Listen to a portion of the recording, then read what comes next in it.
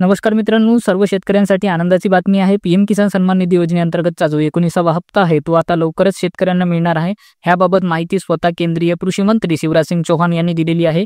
ह्याबाबत माहिती देताना त्यांनी सांगितले आहे की 24 फेब्रुवारी 2025 रोजी शेतकऱ्यांच्या खात्यामध्ये थेट 2000 रुपये हे जमा करण्यात येणार आहेत। आणि त्याचबरोबर महत्त्वाची माहिती म्हणजे ज्या शेतकऱ्यांनी आतापर्यंत land seeding DBT enable account आणि ई-केवायसी केलेली नाही आहे अशा शेतकऱ्यांना हा हप्ता मिळणार नाही आहे। तुम्हाला कशा प्रकारे चेक करता येईल की तुमचं आतापर्यंत ई-केवायसी झालेली आहे किंवा नाही, लँड सीडिंग झालेली आहे किंवा नाही, किंवा डीबीटी इनेबल अकाउंट झालेलं आहे किंवा नाही, तर त्यासाठी तुम्हाला पीएम किसानच्या वेबसाईटवर यायचं आहे। या वेबसाईटची लिंक व्हिडिओच्या डिस्क्रिप्शन मध्ये दिलेली आहे। तिथे आल्यानंतर तुम्हाला सर्वात अगोदर इथे खाली आल्यानंतर तुम्हाला नाव युअर स्टेटस ह्यावर क्लिक करायचं आहे।